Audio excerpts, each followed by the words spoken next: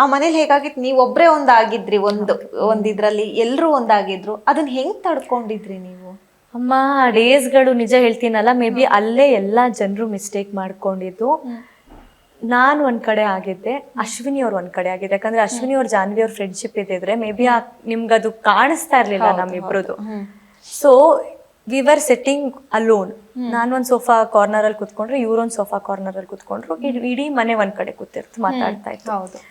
So ಅವರು ಬಂದು ನಾನು ಒಬ್ಳೆ ಇದ್ದೀನ, ಅವ್ರೊಬ್ಳೆ ಇದ್ದಾಗ ಕುತ್ಕೊಂಡು ಇಬ್ರು ಹತ್ರ ಬಂದು ಕೂತು ಮಾತಾಡ್ಬೇಕಾದ್ರೆ ಹೊರಗಡೆ ಪ್ರಪಂಚಕ್ಕೆ ಹೆಂಗ್ ಕಾಣಿಸಿದೆ, ಇವರಿಬ್ರು ಒಂದಾಗಿದ್ದಾರೆ, ಮಾತಾಡಿದ್ದಾರೆ. This is what clarity I am giving. ನಾನೊಂದ್ ಕಾರ್ನರ್ ಅಲ್ಲಿ ಇದ್ದೆ, ಅಶ್ವಿನಿ ಅವ್ರ ಒಂದ್ ಕಾರ್ನರ್ ಅಲ್ಲಿ ಇದ್ರು. ಇಡೀ ಮನೆ ಒಂದ್ ಕಡೆ ಇದ್ದಾಗ, ಮಾತಾಡೋಣ ಅಂತ ಒಂದ್ ಕಡೆ ಬಂದ್ ಕೂತಾಗ ಇಡೀ ಮನೆ ನಮ್ ಬಗ್ಗೆ ಮಾತಾಡ್ತು. ಇವ್ರಿಬ್ರು ಒಂದಾಗ್ಬಿಟ್ಟಿದ್ದಾರೆ. ಇಡೀ ಮನೆ ಮಾತಾಡಿದ್ಕೆ ಇಡೀ ಪ್ರಪಂಚ ಮಾತಾಡ್ತು ಅಷ್ಟೇ. ಬಿಕಾಸ್ ನನಗೇನ್ ವಾವನ ಕನೆಕ್ಷನ್ ಅಶ್ವಿನಿ ಅವ್ರ ಮೇಲೆ ಬೆಳೀಲಿಲ್ಲ. ಅಷ್ಟು ಬೆಳೆದಿದ್ರೆ ನಾಮಿನೇಷನ್ ಮಾಡೋ ಟೈಮಲ್ಲಿ ನಾಮಿನೇಷನ್ ಮಾಡ್ತಾ ಇರ್ಲಿಲ್ಲ, ಕಳಪೆ ಕೊಡೋ ಟೈಮಲ್ಲಿ ಕಳಪೆ ಕೊಡ್ತಾ ಇರ್ಲಿಲ್ಲ, ಏನು ಟೈಟಲ್ಸ್ ಕೊಡೋ ಟೈಮಲ್ಲಿ ಯು ಆರ್ ರಾಂಗ್ ಅಂತ ಹೇಳ್ತಾ ಇರ್ಲಿಲ್ಲ. ಹೇಳಿದೀನಿ. ಆಮೇಲೆ ಬಿಗ್ ಬಾಸ್ ಮನೆಯಲ್ಲೂ ರಘು ಟೈಮಲ್ಲಿ ನೀವ್ ಯಾರ್ರಿ ಬುದ್ಧಿ ಕಲ್ಸಕ್ಕೆ, ಬಿಗ್ ಬಾಸ್ ಇದಾರೆ ಬಿಡಿ, ನೀವ್ ನೋಡ್ಕೊಳ್ಳಿ ಅಂತ ಹೇಳ್ದೋಳು ನಾನು. She was receiving that. ಆ ಮಾತ್ನ I don't know, maybe ನಾಳೆ ಅಶ್ವಿನಿ ಅವ್ರು ಬಂದ್ರು ಕೂಡ ಯಾಕೆ ರಿಷಾ ಹೇಳಿದ್ದಕ್ಕೆ ಬ್ಯಾಕ್ ಫೈರ್ ಆಗ್ಲೇ ಇಲ್ಲ ಅಂತ ಕೇಳಿದ್ರೆ ಅವರೇ ಆನ್ಸರ್ ಮಾಡ್ತಾರೆ ಅನ್ಸುತ್ತೆ. She was taking that very positive. ಜಗಳ ಆಡ್ಬೇಕು ಅನ್ನೋ ಸಿಚುವೇಶನ್ಸ್ ನನಗ್ ಬರ್ಲಿಲ್ಲ. ಕಾಟಾಚಾರವಾಗಿ ಜಗಳ ಆಡಿದಿದ್ರೆ ಅಲ್ಲಿ ಮೇ ಬಿ ಜನರಿಗೆ ಇಷ್ಟ ಆಗ್ತಿದ್ನೇನೋ, ನಾನು ಮೋಸ ಮಾಡ್ಕೊಂತ ಇದ್ದೆ. ಸೊ ನಾನು ಯಾರಿಗೂ ಇಂಪ್ರೆಸ್ ಮಾಡಕ್ಕೋಸ್ಕರ ನಾನು ಮೋಸ ಮಾಡ್ಕೊಳ್ಳಲ್ಲ. ಇವತ್ತು ನಾನು ಇಷ್ಟು ನೆಮ್ಮದಿಯಾಗಿ ಊಟ ಮಾಡ್ತಾ ಇದ್ದೀನಿ, ಆಚೆ ಬಿಗ್ ಬಾಸ್ ಮನೆಯಿಂದ ಬಂದ್ರು 1% 0% ರಿಗ್ರೆಟ್ ಇಲ್ಲ ಅಂದ್ರೆ ನಾನು ನಿಯತ್ತಾಗಿ ಆಡಿದ್ದೀನಿ ಒಳಗಡೆ. ನನ್ಗೆ ಅದಕ್ಕೆ ಇವತ್ತು ಏನು ರಿಗ್ರೆಟ್ ಆಗ್ತಿಲ್ಲ. ಖಂಡಿತ. ಗೇಮ್ಸ್ ಎಲ್ಲ ಯಾವ ರೀತಿ ಇರ್ತಾ ಇತ್ತು? ನಾನು ಹೋದ ಗೇಮ್ಸ್ ಸ್ವಲ್ಪ ಕಡಿಮೆನೆ. ಲಾಸ್ಟ್ ವೀಕ್ ಅಷ್ಟೇ ಗೇಮ್ಸ್ ತುಂಬಾ ಚೆನ್ನಾಗಿತ್ತು. ನನಗೆ ಖಾಲಿ ಕೂತ್ಕೊಳಕ್ ಇಷ್ಟ ಆಗ್ತಿರ್ಲಿಲ್ಲ. ಈವೊಂದು ನೋಡಿ, ಇಮ್ಯಾಜಿನ್ ಮಾಡಿ, ಕ್ಯಾಪ್ಟನ್ಸಿಲಿ ನನ್ನ ಹೆಸರು ಯಾರು ತಗೊಳಲ್ಲ ಅಂತ ಗೊತ್ತಿದ್ರು ಕೂಡ ಆಡೋಣ ಆಡೋಣ ಆಡೋಣ ಅಂತ ಆಟ ಆಡಿದ್ದೀನಿ. So that is actually plus point. ಅದು ಆಕ್ಚುಲಿ ಯಾರು ಮಾಡಲ್ಲ ಹಂಗೆ. ಅಂದ್ರೆ ನನಗೆ ಗೊತ್ತಿತ್ತು. ನಾನು ಅಶ್ವಿನಿ ಅವ್ರ ನಾವು ಕೇಳ್ತೀನಿ, ನಂದು ಜಾನ್ವಿ ಅಂತ ಬಂದ್ರೆ ನೀವು ಜಾನ್ವಿ ಅವ್ರು ತಗೊಂತೀರಾ ಅಲ್ವಾ? ನೋಡ್ತೀನಿ, ಅದು ಪ್ರಾಮಿಸ್ ಮಾಡಕ್ ಆಗಲ್ಲ ಅಂತ ಗೊತ್ತಿದ್ರು ಗಿಲ್ಲಿಗೆ ಹೋಗಿ ಹೇಳ್ತೀನಿ. ಗಿಲ್ಲಿ ಅಂತೂ ಕನ್ಸಿಡರೇ ಮಾಡ್ಲಿಲ್ಲ. ಇವ್ರ ಮಾತು ಕೇಳ್ಕೊಂಡು ಹೋಗು, ನೀನ್ ಅಲ್ಲೇ ಹೋಗಿ ಆಡು ಅಂತ. ಅದು ಸ್ಪೋರ್ಟ್ಸ್ ಅಂತ ಬಂದಾಗ ಆಡ್ಬೇಕು. ಫೇಲ್ಯೂರ್ ಇಟ್ಸ್ ಓಕೆ, ಪ್ರಯತ್ನ ಮಾಡಿಲ್ಲ ಅಂದ್ರೆ ಹೆಂಗೆ ಅಂತ. ಟಾಸ್ಕ್ಗಳು ಕಡಿಮೆನೇ ಇತ್ತು, ಕಾನ್ಸೆಪ್ಟ್ಗಳು ಜಾಸ್ತಿ ಇತ್ತು, ಮತ್ತೆ ನನ್ ಕಿರ್ಚಾಟನೇ ಜಾಸ್ತಿ ಆಗೋಯ್ತು. ಎಸ್. ಯಾಕೆ ಬಿಗ್ ಬಾಸ್ ಮನೆಗೆ ಹೋಗ್ಬೇಕು ಅನ್ನಿಸ್ತು ರಿಷಾ ಅವರಿಗೆ? ನನಗೆ ಬೇಸಿಕಲಿ ಇಂಡಸ್ಟ್ರಿಗೆ ಬಂದು 2-3 ವರ್ಷ ಆಗಿದ್ರು ಕೂಡ ಸಾಕಷ್ಟು ಸಿನಿಮಾಗಳು ಮಾಡಿದೀನಿ, ಖಾಲಿ ಕೂತಿರ್ಲಿಲ್ಲ. ಮಾಡಿ ಕೂಡ ಒಂದು ರೀಚ್ ಸಿಗ್ತಾ ಇರ್ಲಿಲ್ಲ, ಒಂದು ಐಡೆಂಟಿಟಿ ಸಿಗ್ತಾ ಇರ್ಲಿಲ್ಲ. ಒಳ್ಳೊಳ್ಳೆ ಆಕ್ಟರ್ಸ್ ಜೊತೆ ಮಾಡಿದೀನಿ, ಹಂಗನ್ಬಿಟ್ಟು ತುಂಬಾ ಫ್ರೆಶರ್ಸ್ ಜೊತೆ ಮಾಡಿರ್ಲಿಲ್ಲ. ಹಿಂದಿ, ಇವಾಗ ತೆಲುಗು ಜೂನಿಯರ್ ಅಂತ ಬಂತು, ಜೆನಿಲಿಯಾ ಮ್ಯಾಮ್ ಜೊತೆ ಪ್ರಮುಖವಾಗಿ ಒಳ್ಳೆ ಕ್ಯಾರೆಕ್ಟರ್ ಮಾಡಿದೀನಿ. ಸೊ ಇಷ್ಟೆಲ್ಲ ನಾನು ಸಿನಿಮಾ ಕೆಲಸ ಮಾಡಿದ್ರು ಫಸ್ಟ್ ಸಿನಿಮಾ, ಒಂದು ಹುಡುಗಿಗೆ ಆಸೆ ಇರುತ್ತೆ, ಫಸ್ಟ್ ಸಿನಿಮಾ ಮಾಡಿದಾಗ ಡೆಬ್ಯೂಟೆಡ್ ಆಕ್ಟ್ರೆಸ್ ಆಗಿ ಸೈಮಾ ನಾಮಿನೇಷನ್ ಆಗುತ್ತೆ. ಅಲ್ಲೂ ಕೂಡ 4 ಜನ ಗುರುತಿಸ್ತಿಲ್ವಲ್ಲ ನನಗೆ ಅಂದಾಗ, ದಟ್ ಚಾನಲ್ಗಿರೋ ಪವರ್ ಅದು. ಮನೆ ಮನೆಗೂ ರೀಚ್ ಮಾಡಿದಾಗ. ಬಿಗ್ ಬಾಸ್ ಬಂದಾಗ ನನ್ನ ಮೇನ್ ಗುರಿ ಇದ್ದಿದ್ದು ನಾನು ರೀಚ್ ಆಗ್ಬೇಕು.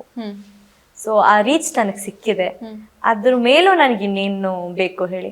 ಅದು ಚಾನಲ್ ಇಂದ ಹೇಳ್ತಾರೆ, ಆಟದಿಂದ ಬಂದ್ಬಿಟ್ರಿ, ಬೇಜಾರಾಗಿದೆ, ಗೆದ್ಬಿಟ್ಟೆ ಬಂದಿದ್ದೀನಿ, ನನಗೆ ಏನ್ ಬೇಕದ್ ಸಿಕ್ಕಿದೆ, ಸಾಕು, ಮುಂದೆ ಇನ್ನೂ ಇದೆ ಆಟಗಳಿನ್ನು. ಹೌದು, ಖಡಕ್ ಆಗಿ ಎಂಟ್ರಿ ಕೊಟ್ರಿ.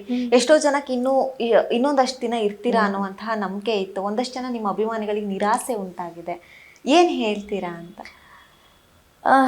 ನಾನು ಎಕ್ಸ್ಪೆಕ್ಟ್ ಮಾಡಿರ್ಲಿಲ್ಲ ಇಷ್ಟು ಬೇಗ ಬರ್ತೀನಿ. ಯಾಕಂದ್ರೆ ಖಡಕ್ ಆಗಿ ಎಂಟ್ರಿ ಕೊಟ್ಟೆ, ಖಡಕ್ ಆಗಿ ವಾರ್ನಿಂಗ್ ಯಾರ್ಯಾರು ಕೊಡೋಕೆ ಶುರು ಮಾಡ್ತಾ ಇದ್ದೆ. ನೆಕ್ಸ್ಟ್ ವೀಕ್ ಅಂತೂ ಲೈನ್ ಡ್ರಾ ಮಾಡಿ I was ready to give everyone back. ಯಾಕಂದ್ರೆ ಆ 1 ವಾರ ನಾನು ಏನ್ ಸ್ಲೋ ಆದೆ, ಜನರು ಅನ್ಕೊಂಡಿದ್ದಾರೆ ಲೈಕ್ ಆ ತಾಳ್ಮೆ ಕಲ್ತ್ಕೊಂಡ್ರು ಅಂತ. ಆ ತಾಳ್ಮೆ ಜೊತೆಗೆ ಇಡೀ ಮನೇಲಿರೋ ಮೈಂಡ್ ಸೆಟ್ ನಾನು ಅರ್ಥ ಮಾಡ್ಕೊತಾ ಇದ್ದೆ, ಇಡೀ ಮೈಂಡ್ ಸೆಟ್ ನ ಪ್ರೋಸೆಸ್ ಅರ್ಥ ಮಾಡ್ಕೊತಾ ಇದ್ದೆ. ನೆಕ್ಸ್ಟ್ ವೀಕ್ ಯಾರ್ಯಾರಿಗೆ ಹೆಂಗ್ ಕೊಟ್ರೆ ಎಷ್ಟೆಷ್ಟು ತಗೊಂತಾರೆ ಅನ್ನೋ ಮಟ್ಟಿಗೆ ನಾನು ಪ್ರಿಪೇರ್ ಆಗಿದ್ದೆ. ಬಟ್ ಎಲ್ಲೋ ನಾನು ಆಟಕ್ಕೆ ಫುಲ್ ಸ್ಟಾಪ್ ಇಟ್ಟಾಗ ಆಯ್ತು, ಅಕ್ಸೆಪ್ಟ್ ಕೊಂಡೆ. ಆ ದೇವ್ರು ನಾನ್ ಕೇಳ್ದೇನೆ ಕರ್ಕೊಬಂದ್ ನಿಲ್ಸಿದಾನೆ ಅಂತ ಅಂದಾಗ, ಇವತ್ ಕಳಿಸ್ತಾ ಇದ್ದಾನೆ ಅಂತ ನಿರ್ಧಾರ ಅವ್ನ್ ಮಾಡಿದಾನೆ ಅಂದ್ರೆ ಒಳ್ಳೇದಕ್ಕೆ ಮಾಡಿದಾನೆ ಅಂತ ಅನ್ನಿಸ್ತು. ಮುಂದೆ ಏನೋ ಕೆಡ್ದಾಗಿ ಅಥವಾ ದೊಡ್ಡದಾಗೇನೋ ಸಮ್ಟೈಮ್ ಅಂತಾರೆ, ಏನಾದ್ರು ಕೆಡ್ದಾಗ ಆಗ್ಬಿಟ್ರೆ ದೊಡ್ಡದಾಗೇನೋ ಆಗೋದು ಬಿಡಪ್ಪ ಇಷ್ಟೇ ಆಯ್ತು ಅಂತ.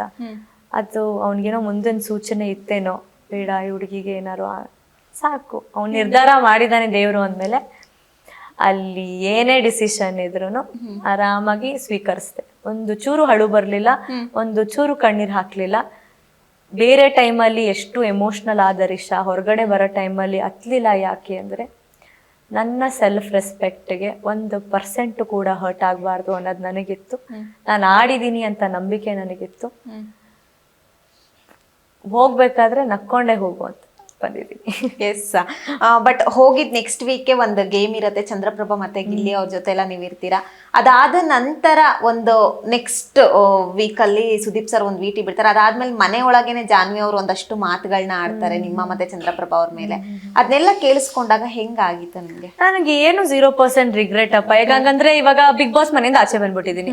ಈಗ ನಾಳೆ ಯಾವ್ದೋ ಒಂದ್ ಶೋ ಕರೀತಾರೆ, ಯಾವ್ದೋ ಒಂದ್ ಗಿಚ್ಚಿ ಗಿಲಿಗಿಲ್ಲ ನಾ ಏನೋ ಒಂದ್ ಕರೀತಾರೆ, ಇಲ್ಲ ಬೇಡ ಸಿನಿಮಾನೇ ಕರೀತಾರೆ ಅನ್ಕೊಳ್ಳಿ. ಸಿನಿಮಾದಲ್ಲಿ ಚಂದ್ರಪ್ರಭಾ ಅವ್ರ ಕಾಮಿಡಿಯನ್, ನಾನ್ ಹೀರೋಯಿನ್ ಅನ್ಕೊಳ್ಳಿ. ಇವಾಗ ಒಂದು ಕಾಮಿಡಿ ಸೀನ್ ಇಡ್ತಾರೆ, ಆಗ ಮಾಡಲ್ವಾ? ಮಾಡ್ಲೇಬೇಕಾಗುತ್ತೆ. ಅದೇ ನಾನ್ ಜಾನ್ವಿ ಅವ್ರಿಗೆ ಹೇಳೋದು, ನಿಮ್ನ ಅವ್ರು ಎತ್ಕೊಂಡು ಹಿಂಗೆಲ್ಲ ಮಾಡ್ಬೇಕಾದ್ರೆ ನಿಮ್ಗೆ ಅನ್ಸಿರ್ಲಿಲ್ವಾ ಮೇಡಮ್? ಅವ್ರೊಂದ್ ಆರ್ಟಿಸ್ಟು, ನಾನು ಯಾವ್ದಾದ್ರು ಬೇರೆ ಹುಡುಗನ್ ಜೊತೆ ಮಾಡದ್ನ ಹಂಗೆ, ಅದ್ ನಿಮ್ ಜೊತೆ ಮಾಡ್ದಾಗ ಚಂದ, ಬೇರೆಯವ್ರ ಜೊತೆ ಮಾಡ್ದಾಗ ಹಿಂಗ ಅಂತ ನಾನು ಚಂದ್ರಪ್ರಭಾ ಅವ್ರಿಗೆ ಹೇಳಿದೀನಿ. ಹೊರ್ಗಡೆ ಏನು ಆಗಲ್ಲ, ತಲೆ ಕೆಡ್ಸ್ಕೋಬೇಡಿ. ನಮ್ಮನೇಲಂತೂ 0% ಟೆನ್ಷನ್ ಆಗ್ಬೇಡಿ. ನೀವೊಂದ್ ಆರ್ಟಿಸ್ಟು, ಅದಕ್ಕೇನೆ ನಾನು ಗೌರವ ಕೊಡ್ತಾ ಇರೋದು ನಿಮ್ ಕಲೆಗೆ. ತಲೆನೇ ಕೆಡ್ಸ್ಕೊಬಿಡಿ, ಜಾಸ್ತಿನೇ ಮಾಡೋಣ ಅನ್ಬಿಟ್ಟು ನಾಳೆಯಿಂದ ಜಾಸ್ತಿನೇ ಮಾಡಿದ್ದೀವಿ. ಬಟ್ ಮನೇಲೆಲ್ಲ ಹೇಗ್ ತಗೊಂಡಿದ್ರು ಅದನ್ನ? ಗೊತ್ತಿತ್ತಲ್ವಾ ಅವ್ರಿಗೆ. ನನ್ ಮನೇಲಿ ಅದೊಂದು ನಾನ್ ಗಳಿಸಿದ ನಂಬಿಕೆ. ಇವತ್ತು ಕೂತ್ರು ನಿಂತ್ರು ಏನ್ ಮಾಡಿದ್ರು ಇಷ್ಟು ಬೆಳಗಿಂದ ಒಂದ್ ಫೋನ್ ಮಾಡಲ್ಲ ಅಂತ ಅಂದ್ರು. ಅವಳು ಜೋಪಾನವಾಗಿದ್ದಾಳೆ, ಅವಳು ಗೊತ್ತು ಅವಳು ಏನ್ ಮಾಡ್ತಾ ಇದ್ದಾಳೆ ಅನ್ನೋದೊಂದು ನಂಬಿಕೆ ಉಳಿಸ್ಕೊಂಡಿದೀನಿ. ನಮ್ಮ ಮನೆಯವ್ರು ಖುಷಿಯಾಗಿದ್ದಾರೆ, ಅಷ್ಟೇ ಇಂಪಾರ್ಟೆಂಟ್. ಎಸ್, ಬಿಗ್ ಬಾಸ್ ಮನೆಗೆ ಹೋಗಕ್ಕೂ ಮುಂಚೆ ಒಂದಷ್ಟು ಜನ ದುಬಾರಿಯಾಗಿ ಬಟ್ಟೆ ಪರ್ಚೇಸ್ ಎಲ್ಲ ಮಾಡಿರ್ತಾರೆ. ನೀವ್ ಹೆಂಗ್ ಪರ್ಚೇಸ್ ಮಾಡಿದ್ರಿ? 0 ಮೇ ಬಿ ಹಿಸ್ಟ್ರಿಯಿಂದ ಬಿಗ್ ಬಾಸ್ 0 ರೂಪೀಸ್ ಸ್ಪೆಂಡ್ ಮಾಡಿ ನಾನು ಬಿಗ್ ಬಾಸ್ ಹೋಗಿರೋದು. ಎಷ್ಟೊಂದು ತುಂಬಾ ಜನ ಹೇಳ್ತಾ ಇದ್ರು, ನಾನು ಅಷ್ಟು ಲಕ್ಷ ಖರ್ಚು ಮಾಡಿದೆ, ಇಷ್ಟು ಲಕ್ಷ ಖರ್ಚು ಮಾಡಿದೆ ಅಂತ. ನನ್ನ ಹತ್ರ ತುಂಬಾ ಬಟ್ಟೆಗಳಿತ್ತು, ರಾಶಿ ಗಟ್ಲೆ ಬಿದ್ದಿತ್ತು. ಆಮೇಲೆ ಹೇಳ್ದೆ ನಮ್ಮ ಮನೇಲಿ ನೋಡ್ಕೊಂಡ್ ಕಳ್ಸಿ, ಬಿಗ್ ಬಾಸ್ ಮನೆ ಬೇರೆ ಅನ್ಬಿಟ್ಟು ನೀಟಾಗಿ ಎಲ್ಲ ಒಂದೊಂದ ಕಳ್ಸಿದ್ರು. ಅದ್ರಲ್ಲಿ ಬರ್ತಾನೆ ಇರ್ಲಿಲ್ಲ ಬಟ್ಟೆ. ಯಾಕೆ ಬರ್ತಾ ಇಲ್ಲ ಅಂದ್ರೆ ನನಗ್ ನೋಡ್ತೀನಿ ಇಷ್ಟು ಬಟ್ಟೆ ರಿಜೆಕ್ಟ್ ಆಗಿದೆ. ಮೋರ್ ದೆನ್ 30 ಪೇರ್ಸ್ ರಿಜೆಕ್ಟ್ ಆಗಿದೆ. ಓಕೆ, ಫುಲ್ ಬೇಜಾರಾಗಿ ನನಗೆ ಯಾಕೆ ಈ ತರ ರಿಜೆಕ್ಟ್ ಮಾಡಿದ್ದಾರೆ ಅಂತ ಅಂದು ಇನ್ನೇನ್ ಹೇಳಕ್ಕಾಗತ್ತೆ. ಅದಕ್ಕೆ ಬೇರೆಯವ್ರ ಬಟ್ಟೆ ಹಾಕೊಳಕ್ಕೂ ಆಗ್ತಾ ಇರಲಿಲ್ಲ. ಬಟ್ಟೆ ವಿಷಯದಲ್ಲೇ ಜಗಳ ಆಗೋಯ್ತು. ಅಂದ್ರೆ ನೀವು ಡ್ರೆಸ್ ವಾಶ್ ಎಲ್ಲ ಅಲ್ಲೇ ಮಾಡ್ಬೇಕು ಅಂತ ಅಂತಿದ್ರು, ಅಲ್ಲೇ ಮಾಡ್ತಾ ಇದ್ರೆ? ಇಲ್ಲ ನಾನು ಅದಕ್ಕೆ ಪ್ರಾಬ್ಲಮ್ ಆಗಿದ್ದು. ನಾನು ವಾಶ್ ಎಲ್ಲ ನೈಟ್ ವೇರ್ಸ್ ಆಗ್ಲಿ ಅಥವಾ ನೈಟ್ ವೇರ್ಸ್ ಏನ್ ಪ್ರಾಬ್ಲಮ್ ಆಗಿಲ್ಲ. ಒಂದಿನ ಹಾಕಿದ ಬಟ್ಟೆ ಇನ್ನೊಂದ್ ದಿನ ಹಾಕಕ್ ಆಗಲ್ಲ ಅಲ್ವಾ, ಅದು ಕಷ್ಟ ಅನ್ಬಿಟ್ಟು ಅವ್ರ ಜವಾಬ್ದಾರಿ ಇತ್ತು ಕಳ್ಸೋದು. ಪಾಪ ಪ್ರತಿ ಸತಿ ಮೈಸೂರಿಂದ ಬೆಂಗಳೂರು, ಅರ್ಥ ಮಾಡ್ಕೊಂಡೆ. ಆಗಲ್ಲ ಅನ್ಕೊಂಡು.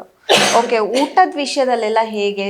ಇಲ್ಲಿ ತಿನ್ನೋ ತರ ಎಲ್ಲ ಆಗ್ತಾ ಇರ್ಲಿಲ್ಲ, ಅಲ್ಲಿ ಒಂದ್ ಸ್ವಲ್ಪನೇ ಅನ್ನುವಂಥದ್ದು ಹೆಂಗ್ ಅಡ್ಜಸ್ಟ್ ಮಾಡ್ಕೊಂಡು ಹೋಗ್ತಾ ಇದ್ರಿ? ನನ್ಗೆ ಊಟದ ವಿಷಯ ಬಂದಷ್ಟೇ ವಾಮಿಟು.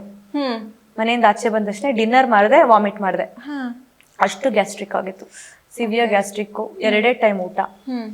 ಸೊ ಊಟದ ವಿಷಯ ಕಷ್ಟ ಆಯ್ತು. ಈಗ್ಲೂ ಒಳ್ಳೇದೇನಂದ್ರೆ 2 ಸತಿ ಊಟ ಮಾಡೋದು. ಎಸ್, ಒಂದು ಬಾಂಡಿಂಗ್ ಅಂತ ಬಂದಾಗ ಮನೇಲಿ ಎಲ್ರ ಜೊತೆ ಬಾಂಡಿಂಗ್ ಬರುತ್ತೆ, ಬಟ್ ಅಷ್ಟೊಂದು ಬಾಂಡಿಂಗ್ ಬರಲ್ಲ, ಒಂದು ಸ್ವಲ್ಪ ಬರುತ್ತೆ. ನಿಮ್ಮ ಮತ್ತೆ ರಾಶಿಕಾ ಮಧ್ಯೇನೋ ಅದೇ ರೀತಿ ಇತ್ತು. ಸೊ ನಿಮಗೆ ಅನ್ಸಿತ್ತಾ ಸೂರಜ್ ಮತ್ತೆ ರಾಶಿಕಾ ಅವರ ಲವ್ ಸ್ಟೋರಿ ಅಂತ ಹೇಳಿ ಆಚೆ ಕಡೆ ಎಲ್ಲ ಫ್ಯಾನ್ ಪೇಜಸ್ಗಳೆಲ್ಲ ಓಪನ್ ಆಗಿತ್ತು, ಪ್ಯೂರ್ ಅಂತ ಅನ್ಸಿತ್ತಾ? ಏನು ಹೊರಗಡೆ ಕ್ರಿಯೇಟ್ ಆಗಿರುತ್ತೆ ಅಂತ ನಂಗೆ ಗೊತ್ತು. ಅವ್ನು ಯಾವಾಗ ಓಡ್ ಬಂದ್ ಹೈ ಎಂಡ್ ಡ್ರಾಮಾ ಕ್ರಿಯೇಟ್ ಮಾಡ್ದ, ಯಾವ್ದೋ ಬಾಲಿವುಡ್ ರೇಂಜ್ ಕ್ರಿಯೇಟ್ ಮಾಡ್ತಾ ಇದ್ದಾನೆ ಅಂತ ಅನ್ಸಿದ್ ನಿಜ. ನಾನ್ ಕೇಳಿದ್ದು ನಿಜ. 2 ದಿನಕ್ಕೆ ಯಾವ್ದಪ್ಪ ಫೀಲಿಂಗ್ಸ್ ಇದು ಅಂತ ಕೇಳಿದ್ದು. ಬಟ್ ಅವ್ರ ಫ್ರೆಂಡ್ಶಿಪ್ ಅವ್ರಿಗೆ ಬಿಟ್ಟಿದ್ದು. ಅದು ಅವರು ಯಾವ ಲಿಮಿಟ್ ವರ್ಗು ಫ್ರೆಂಡ್ಶಿಪ್ ಮಾಡ್ಕೊಂತಾರೆ, ಅವ್ರಿಗೆ ಬಿಟ್ಟಿದ್ದು. ಒಂದ್ ಬೇಜಾರ್ ಏನಾಗೋಯ್ತಂದ್ರೆ, ಅವಳು ಚಂದ್ರಪ್ರಭಾ ಅವ್ರ ಜೊತೆ ಹೋಲಿಸ್ಬಿಡ್ತಾಳೆ. ನಾನು ಒಂದೇ ಮಾತಂದೆ, ಅವ್ರಿಗೆ ಮದ್ವೆ ಆಗಿದೆ, ನಾನು ಆರ್ಟಿಸ್ಟು. ನಿನಗೆ ಗೊತ್ತಿಲ್ಲ ಅನ್ಸುತ್ತೆ, ನಾನು ಥಿಯೇಟರ್ ಆರ್ಟಿಸ್ಟ್, ಕಲಾಭೂಮಿ ಕಲಾವಿದೆ. ನಾನು ಯಾರ ಜೊತೆ ಹೆಂಗೆ ಆಡ್ಬೇಕು, ಎಷ್ಟು ಆಡ್ಬೇಕು ಅನ್ನೋ ಪರಿಜ್ಞಾನ ನನಗಿದೆ. ಸೊ ದಯವಿಟ್ಟು ನೀವೇನ್ ಮಾಡ್ತಾ ಇದ್ದೀರಾ ನಮಗ್ ಗೊತ್ತು, ನಾವೇನ್ ಮಾಡ್ತಾ ಇದ್ದೀರಾ ಅಂತ ನಮಗ್ ಗೊತ್ತು. ಆ ವಿಚಾರಕ್ಕೆನೆ ನಾನು ಅವಳ ಮೇಲೆ ಮುನ್ಸ್ಕೊಂಡ್ ಹೋಗಿ ಸೋಫಾ ಮೇಲೆ ಮಲಗ್ತೀನಿ. ಅವಳದನ್ನ ಫ್ರೆಂಡ್ಶಿಪ್ ಅಂತ ಟ್ಯಾಗ್ ಲೈನ್ ಕೊಟ್ಬಿಟ್ಟು ನಂದು ಕಂಪೇರ್ ಮಾಡಿದ್ರೆ ಆಚೆ ಬರ್ತಾಳೆ ಅಲ್ವಾ, ಅವ್ರ ಪೇರೆಂಟ್ಸ್ ನೋಡ್ತಾ ಇದ್ದಾರೆ ಅಲ್ವಾ, ಅವ್ರ ಪೇರೆಂಟ್ಸ್ ಉತ್ತರ ಕೊಡ್ತಾರೆ ಬಿಡಿ. ನನ್ ಪೇರೆಂಟ್ಸ್ ಏನು ಕೊಡ್ಲಿಲ್ಲ, ನನ್ ಪೇರೆಂಟ್ಸ್ ಚೆನ್ನಾಗಿ ನೋಡ್ಕೊಂಡ್ರು, ಟ್ರೀಟ್ ಮಾಡಿದ್ರು, ಕಾಮಿಡಿ ಆಗಿತ್ತು ಅಂತ ಹೇಳಿದ್ರು, ಅವ್ರಿಗೆ ಉತ್ತರ ಕೊಟ್ಕೊಡ್ಲಿ. ಮ್ಯಾನ್ ಹ್ಯಾಂಡ್ಲಿಂಗ್ ಅಂತ ಹೇಳಿ ಬಂತು. ಹೆಂಗ್ ತಗೊಂಡಿದ್ರಿ ಮ್ಯಾಮ್ ನೀವ್ ಯಾವಾಗ? ನನ್ಗೆ ನಂಬಿಕೆ ಇತ್ತು ಮನೇಲಿ ಏನೇ ಆದ್ರೂನು, ನನ್ಗೆ ಮನೆ ಟೆನ್ಷನ್ ಇತ್ತು ಅಷ್ಟೇ, ಪಾಸಿಟಿವ್ ಆಗಿ ತಗೊಂತಾರೆ ಅಂತ ಇತ್ತು. ಮ್ಯಾನ್ ಹ್ಯಾಂಡ್ಲಿಂಗ್ ನಮ್ಮ ಮನೇಲಿ ನಮ್ಮಪ್ಪ ಒಂದ್ 50 ಸತಿ ಹೇಳ್ ಕಳ್ಸಿದ್ರು, ಒಡ್ದ್ ಬರ್ಬೇಡ, ಒಡ್ದ್ ಬರ್ಬೇಡ, ಒಡ್ದ್ ಬರ್ಬೇಡ 50 ಸತಿ. ನಾನ್ ನಮ್ಮ ಅಪ್ಪಂಗೆ ಏನು ಅಸ್ತು ದೇವತೆಗಳ ಮೇಲಿರ್ತಾರೆ, ಸುಮ್ನಿರು, ತತಾಸ್ತು ಅಂತಾರೆ, ತತಾಸ್ತು ಅಂತಾರೆ ಅಂತ ಯಾವ್ದೋ ಒಂದ್ ದೇವ್ರು ಪಕ್ಕ ತತಾಸ್ತು ಅನ್ಬಿಟ್ಟಿದ್ದಾರೆ. ಥ್ಯಾಂಕ್ ಗಾಡ್ ಅದು ಅಗ್ರೆಷನ್ ಆಗಿ ಹೊಡಿಲಿಲ್ಲ, ಅಂದ್ರೆ ಅವ್ನ ಮೇಲಿರೋ ಪ್ರೀತಿಲಿ ಹೊಡೆದೆ ಅನ್ನೋದ್ ಬಿಟ್ರೆ ಬೇರೆಯವ್ರ ಮೇಲೆ ಎಲ್ಲಂತೂ ಸಿಕ್ಕಾಬಿಟ್ಟೆ ಕೋಪ ಬಂದ್ಬಿಟ್ಟಿತ್ತು. ಎಷ್ಟೊಂದ್ಸತಿ ಅಗ್ರೆಷನ್ ಅಲ್ಲಿ ಲೈಕ್ ಇರಿಟೇಟ್ ಆಗ್ತಾ ಇತ್ತು ನನ್ಗೆ, ನಾನ್ ಯಾಕೆ ತಗೊಳ್ಳಿ ಅನ್ನೋ ಮಟ್ಟಿಗೆ ಇರಿಟೇಟ್ ಆಗ್ತಿತ್ತು. ಬಟ್ ಗಿಲ್ಲಿ ವಿಚಾರದಲ್ಲಿ ಎಲ್ಲೋ ಎಡವಟ್ಟಾಗೋಯ್ತು. ಮತ್ತೆ ನನ್ ಲೈಫಲ್ಲಿ ಯಾರು ಗಿಲ್ಲಿ ತರ ವ್ಯಕ್ತಿನ ನೋಡಿರ್ಲಿಲ್ಲ ನಾನು. He was the first person. ಅಂದ್ರೆ ಹೀಯಾಳ್ಸೋದು ಅದೆಲ್ಲ ನಾನ್ ತಗೊಳಕ್ ಆಗಲ್ಲ. ನೀವ್ ನನಗ್ ಕೋಪ ಕೊಡಿ, ತಗೊಂಡ್ಬಿಡ್ತೀನಿ. ನನ್ಗೆ ಹೀಯಾಳ್ಸಿದ್ರೆ ತಗೊಳಕ್ ಆಗಲ್ಲ. ಆ ಹೀಯಾಳ್ಸಿದ್ದು ನನ್ ಮನ್ಸಿಗೆ ನೋವಾಯ್ತು. ಆ ಬರ್ದಲ್ಲಿ ಸುಮ್ನಿರಪ್ಪ, ಟಾರ್ಚರ್ ಕೊಡ್ಬೇಡ ಅಂತ ಹೋಗಿ ಅದಿನ್ನೇನೋ ಆಗೋಯ್ತು. ಬಟ್ ಹಾನೆಸ್ಟ್ಲಿ ಅದೊಂದು ಕನೆಕ್ಷನ್ ಇದ್ದಿದ್ಕೇನೆ ಉಳ್ಕೊಂಡೆ ನಾನು ಇನ್ನು ಮನೇಲಿ. ಆ ಸಲಿಗೆ ಇತ್ತು ಅಂದ್ಮೇಲೆ ಇದಕ್ಕೆ ನಾನು ಎಷ್ಟೇ ಆನ್ಸರ್ ಕೊಟ್ರು ಕಾಯ್ತಾ ಇದೀನಿ ಅವನು ಗೆದ್ದು ಬಂದು ಇದಕ್ಕೊಂದು ಎಲ್ಲಾರ ಮುಂದೆ ಒಂದು ಆನ್ಸರ್ ಕೊಡ್ಲಿ, ರಿಷಾ ಹೇಗೆ ಟ್ರೀಟ್ ಮಾಡ್ತಿದ್ಲು ಅಂತ ಅವನ ಬಾಯಿಂದ ಬಂದಾಗ ಮೇ ಬಿ ಗಿಲ್ಲಿ ಫ್ಯಾನ್ಸ್ ಆಗ್ಲಿ ಅಥವಾ ಎಲ್ಲಾರ್ಗುನು ಒಂದು ಕ್ಲಿಯರ್ ಕಟ್ ಆನ್ಸರ್ ಸಿಗತ್ತೆ. ಎಸ್, ಬರೋದಿಕ್ಕೂ 1-2 ದಿನ ಮುಂಚೆ ಮಾಳು ಅವ್ರ ಜೊತೆನೂ ಜಗಳ ಆಯ್ತು. ಅದ್ರ ಹಿಂದಿನ ಟೈಮಲ್ಲಿ ಸೂರಜ್ ಜೊತೆನೂ ಆಗಿತ್ತು, ಮಾತಿಗೆ ಮಾತು. ಹೆಂಗ್ ತಗೊಂಡೋಗ್ತಿದ್ರಿ ಅಂತ? ಮೇ ಬಿ ಇಡೀ ಮನೇಲಿ ಎಲ್ಲಾರ ಜೊತೆ ಮಾತಿಗೆ ಮಾತು ಜಗಳ ಆಗಿದೆ, ಅಶ್ವಿನಿ ಅವ್ರ ಜೊತೆ ಬಿಟ್ಟು. ಅದಕ್ಕೇನೆ ಇಷ್ಟೊಂದು ಟಾಕ್ ಅಲ್ಲಿದೆ. ಸೊ ಏನಾಗೋಯ್ತು, ಮಾಳು ಅಣ್ಣಂದು ಎಸ್ಪೆಷಲಿ ಅದು ಕೋಲ್ಡ್ ವಾರ್ ತುಂಬಾ ನಡೀತಿತ್ತು ನನ್ಗೂ ಅವ್ರಿಗೂ. ಎಲ್ಲಾ ಸತಿ ರಿಷಾ ರಿಷಾ ರಿಷಾ ಅಂತ ತಲೆಯಲ್ಲಿ ಇಟ್ಕೊಂಡ್ಬಿಟ್ಟಿತ್ತೆ ನನ್ ತಲೆಯಲ್ಲಿ, ಯಾಕೆ ಹಿಂಗ್ ಟಾರ್ಗೆಟ್ ಮಾಡ್ತಾ ಇದಾರೆ ಅಂತ. 2 ಸತಿ ಸುದೀಪ್ ಸರ್ ಏನೋ ಹೇಳ್ತಾರೆ, ನೀವೆಷ್ಟು ಪ್ರಯತ್ನ ಮಾಡಿದೀರಾ ಮಾತಾಡಕ್ಕೆ ಅಂತ ಯಾವ್ದಕ್ಕೋ ಹೇಳ್ತಾರೆ. ಅವ್ರು ಮಾತಾಡೋದೇ ಇಲ್ಲ ಸರ್ ಅಂತ ಅಂದಾಗ, ನೀವ್ ಪ್ರಯತ್ನ ಮಾಡಿದೀರಾ, ನಾನು ಅದನ್ನ ಪ್ರೂವ್ ರಾಂಗ್ ಮಾಡ್ಬೇಕಿತ್ತು. ನಾನೇ ಇಂಟೆನ್ಷನಲಿ ನನಗೆ ಹರ್ಟ್ ಆದ್ರು. ನಾನು ಯಾವ ತರ ವ್ಯಕ್ತಿ ಅಂದ್ರೆ, ಈಗ ಯಾರೋ ಒಬ್ರು ಹೋಗ್ತಿದ್ದಾರೆ ಅಂದ್ರೆ ಬನ್ನಿ ಮಾತಾಡೋಣ ಅಂದಾಗ ಅವ್ರು ಇಗ್ನೋರ್ ಮಾಡಿದ್ರೆ ಅವ್ರನ್ನ ಲೈಫಲ್ಲಿ ತಿರುಗಿ ನೋಡಲ್ಲ ನಾನು. ಆ ತರ ವ್ಯಕ್ತಿ.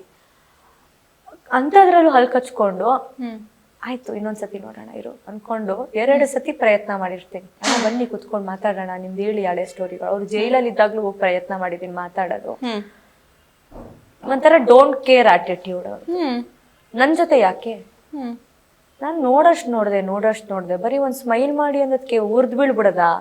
ಇನ್ನು ಇದಿದ್ರೆ ಮೇ ಬಿ ಮಾಡು ಮಾತಾಡಲ್ಲ ಅನ್ನೋರ್ ಜೊತೆನೆ ಅವ್ರ ಜೊತೆನೆ ರಿಷಾ ಜಗಳ ಆದ.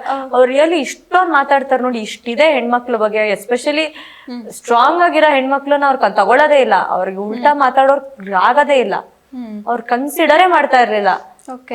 ಅವ್ರಿಗೆ ಏನಂದ್ರೆ ಹೆಣ್ಮಕ್ಳು ಹಿಂಗಿರ್ಬೇಕು ಹಂಗಿರ್ಬೇಕು ಇರೋಣ, ಅದ್ ಬಂದ್ ಪ್ರೀತಿಯಿಂದ ಹೇಳ್ಬೇಕಲ್ವಾ. ತಪ್ಪು ಅಂತ ಇದ್ದಾಗ ತಿತ್ಕೊಳ್ಳೋಣ.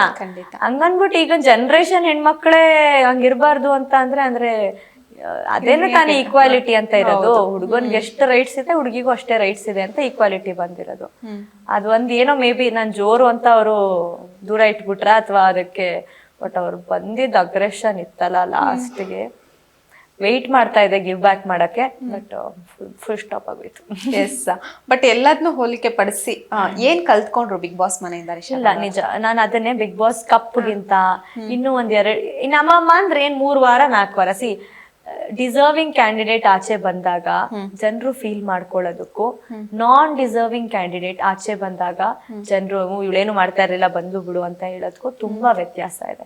ನನ್ಗೀಗ ಪ್ರೌಡ್ ಇದೆ, ನಾನು ಇವಾಗ ಬಂದೆ. ಇನ್ನೂ ಒಂದ್ 3 ವಾರ ಬಿಟ್ಟು ಬಂದಿದ್ರೆ ಆಯ್ತು ಬಿಡು, ಬಂದ್ಲು ಬರೋ ಟೈಮಲ್ಲಿ ಇತ್ತು ಬಂದ್ಲು ಅಂತ ಇದೆ. ಬಟ್ ಇವಾಗ ನಂಗೆ ಯಾಕೆ ಪ್ರೌಡ್ ಇದೆ ಅಂದ್ರೆ, people are talking like deserve ಇದ್ರು ರಿಷಾ. ಬಿಗ್ ಬಾಸ್ ಮನೆಗೆ ಇನ್ನೂ ರಿಷನ್ ಅವಶ್ಯಕತೆ ಇತ್ತು, ಬೇಕಿತ್ತು ಅಂತಾಗ ಇನ್ನೂ ಸಾಕಷ್ಟು ಕಲಿಬೋದಿತ್ತು ಅನ್ನೋ ಬಿಗ್ ಬಾಸ್ ಮನೆಯಲ್ಲಿ. ಬಟ್ ಇದ್ದಿದ್ರಲ್ಲೂ ಕಲ್ತಿದ್ದೀನಿ.